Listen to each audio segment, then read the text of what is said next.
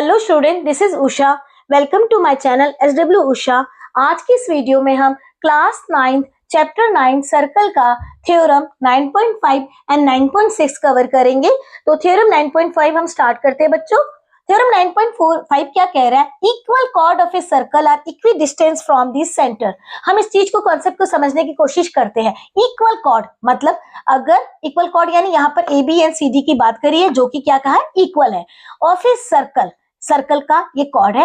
और equi distance, ये जो कॉर्ड है अगर ये कह रहे हैं कि ये इक्वल है तो सर्कल से मैं अगर एक लाइन ड्रॉ करूंगी, परपेंडिकुलर लाइन ड्रॉ करूंगी, तो वो क्या होगी, वो इक्वल होगी। यानी AB किसके बराबर है? CD के बराबर है। मैंने लिख दिया chord AB is equal to CD।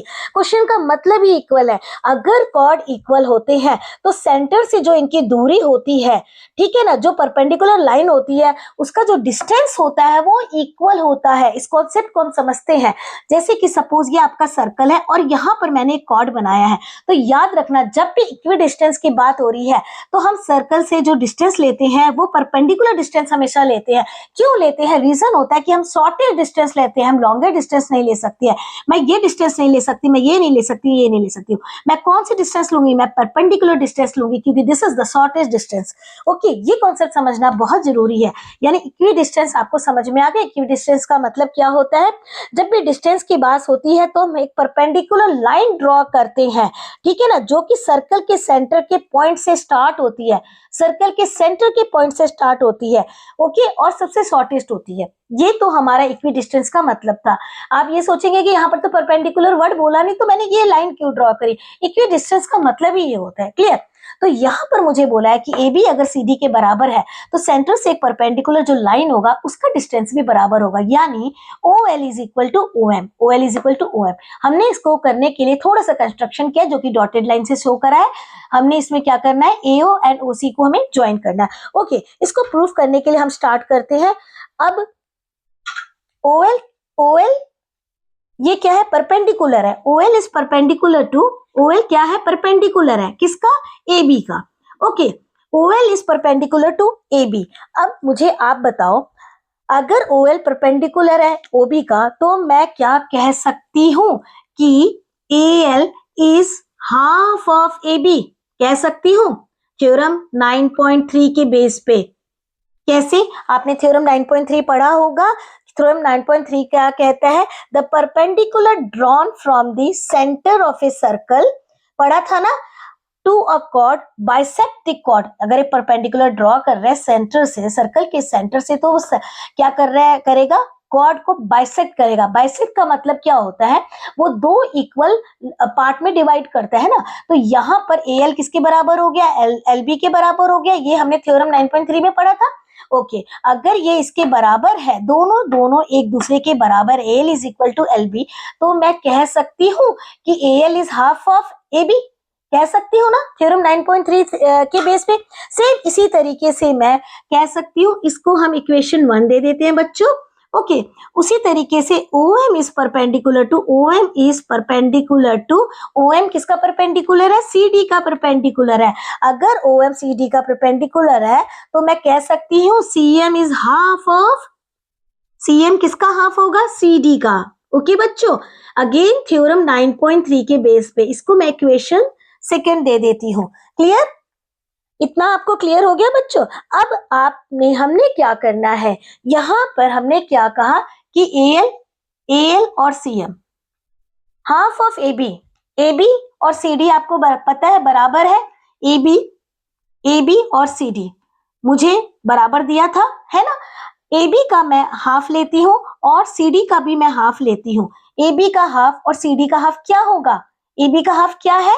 AL है, एंड CD का हाफ क्या है बच्चों? CM है। क्लियर? तो यानी AB और CD बराबर है तो AL और CM भी तो बराबर ही होंगे ना बच्चों। तो इसको मैं इक्वेशन थर्ड दे देती हूँ। क्लियर? ओके, अब हम क्या करेंगे, इसको प्रूव करने के लिए सबसे पहले मैं ट्रायंगल लेती हूँ, in triangle ALO। Okay, in triangle ALO and triangle, कौन सा ट्रायंगल ले लेंगे? COM एंड ट्रायंगल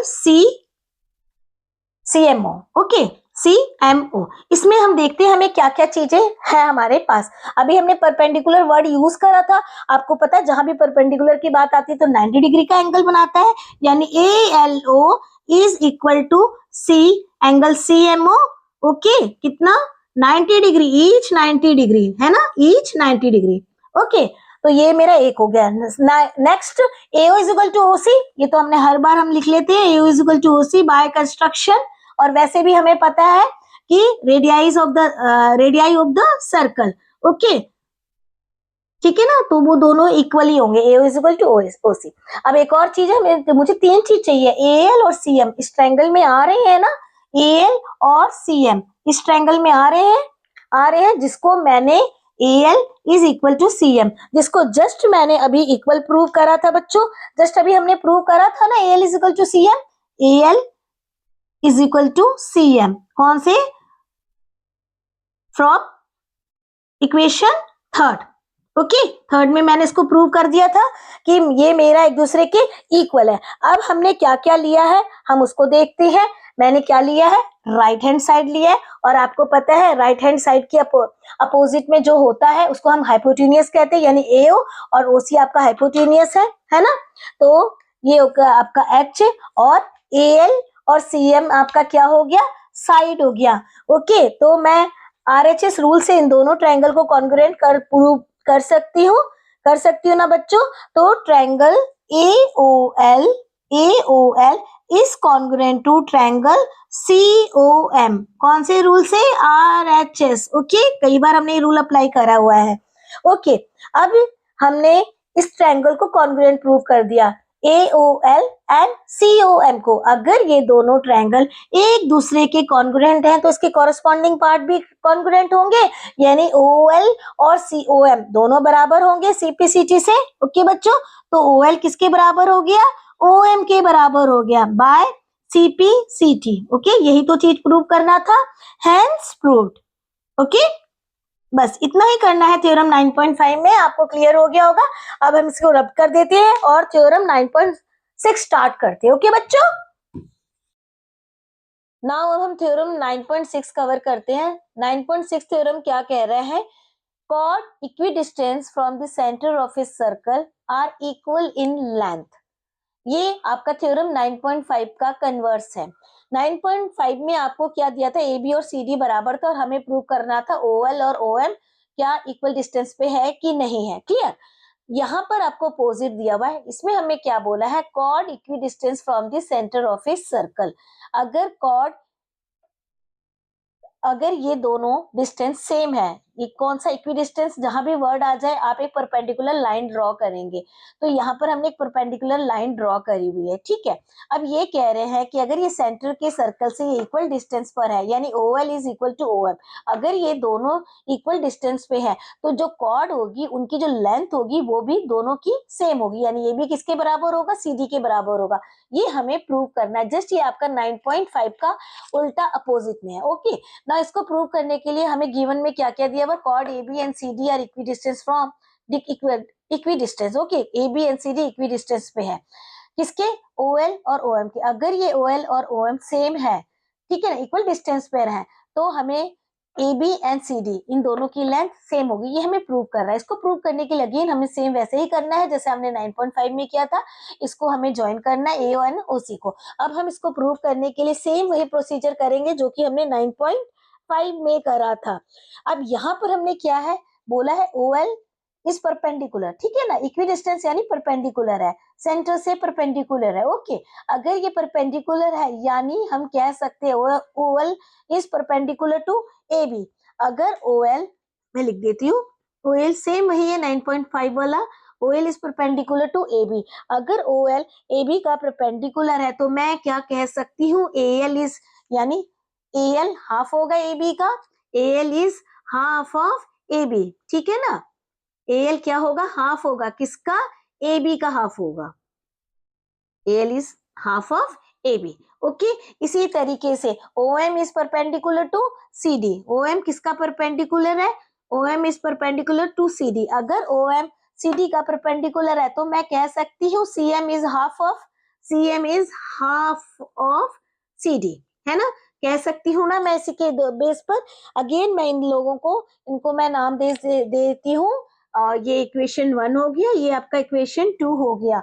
अभी हमने सेम इसमें आप लिख सकते हैं थ्योरम 9.3। थ्योरम 9.3 क्या कहता है आपको याद है? जस्ट मैंने अभी आपको 9.5 में जब थ्योरम 9.5 हमने पढ़ा था, इससे पहले की वीडियो, इससे पहले जो मैंने आपको बताया था 9.3 में मैंने क्या बोला था? परपेंडिकुलर फ्रॉम द सेंटर, ठीक है, perpendicular from the centre bisect the chord. अगर यहाँ से एक परपेंडिकुलर लाइन जा रही है तो वो क्या करेगी? बाइसेक्ट करेगी कॉर्ड को। और आपको पता है जब बाइसेक्ट करती है तो 2 इक्वल पार्ट में डिवाइड करती है, यानी एल किसके बराबर होगा? एल बी के। उसी थ्योरम 9.3 लिख दो। यार आप पूरा वर्ड लिखना पड़ेगा आपको, perpendicular from the centre bisect the chord. आपके ऊपर आप क्या लिखना चाहते हैं। ओके, अब इन दोनों को मैंने 1 और 2 नाम दे दिया।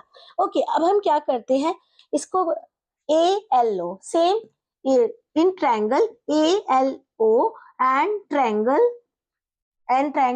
CMO। ओके बच्चों, अब इसमें हम देखेंगे हमें क्या क्या दिया हुआ है। ALO angle ALO and is equal to, ALO किसके बराबर है? ALO is equal to CMO। Okay, angle CMO। Reason क्या लिखेंगे? ईच 90 डिग्री, 90 डिग्री का है ना ये। ओके, अब और क्या लिख सकते हैं इसमें? मैं ALO में मैं AO और OC मैं ले सकती हूँ, radii of the circle AO किसके बराबर है? AO is equal to OC। Reason क्या है? Are radii of the circle. Clear? उसके बाद किसी भी 3 चीज, ये तो हमारी 2 हो गई। तीसरा मैं और क्या लिख सकती हूँ? मैं ले सकती हूँ LO is equal to OM, यहाँ पर दिया हुआ है OL is equal to OM, है ना, ये गिवन है मुझे। OL is equal to OM, reason मैं लिख देती हूँ गिवन। ओके, अब हमने क्या क्या लिया? Right hand side RHS rule apply करेंगे। जहां भी 90 डिग्री की बात आती है हम लोग क्या करते हैं? RHS रूल को फॉलो करते हैं। तो ये तो मेरा राइट एंगल हो गया। उसके बाद हाइपोटेन्यूज क्या होता है? राइट एंगल के अपोजिट में, यानी AO आपका हाइपोटेन्यूज है right hand side. Okay, side आपका क्या हो गया? OL। तो ये RHS के बेस पर मैं इस ट्रायंगल को कॉन्ग्रुएंट प्रूव कर सकती हूँ ना, इस ट्रायंगल के बेस पे। तो मैं इसके बेस पे लिख देती हूँ कि triangle ALO is congruent to triangle CMO। Okay, इस बेस पे मैंने इनको कॉन्ग्रुएंट प्रूव कर दिया बाय RHS कॉन्ग्रुएंसी रूल। इन दोनों को मैंने कॉन्ग्रुएंट प्रूव कर दिया। अगर ये दोनों ट्रायंगल एक दूसरे के कॉन्ग्रुएंट है तो इसके कॉरेस्पॉन्डिंग पार्ट भी इक्वल होंगे ना। तो मैं कह सकती हूँ AL किसके बराबर है? CM के बराबर है। So AL is equal to CM। Okay, but आप कहेंगे किससे? CPCT से, CPCT से। ओके, लेकिन अगर आप ये कहेंगे कि मुझे तो AB और CD को प्रूव करना था, मैंने तो जस्ट AL को प्रूव करा है और CM को प्रूव करा है, तो उसके लिए हम क्या करेंगे? अब आप मुझे बताओ AL किसका हाफ है? AL किसका हाफ है? AB का हाफ है ना। तो मैं ये लिख सकती हूँ AL is half of AB। Okay, इसी तरीके से मैं CM किसका हाफ है? CD का ना, हाफ ऑफ CD, है ना। ओके, अब इसमें से मैं इन दोनों को क्या काट सकती हूँ? हाफ से हाफ कट गया, आपका क्या बचा? AB is equal to CD। AB is equal to CD, यही बचा। और हमें यहाँ पर यही प्रूव करना था, AB is equal to CD। हो गई, दोनों की लेंथ सेम हो गई ना, hence proved. Okay, hence proved. Theorem 9.6 आपका यही है। अब इसके नेक्स्ट वीडियो में हम थ्योरम 9.7 करेंगे cover. I hope you like this video. Please subscribe my channel and share it with your friends. Thank you.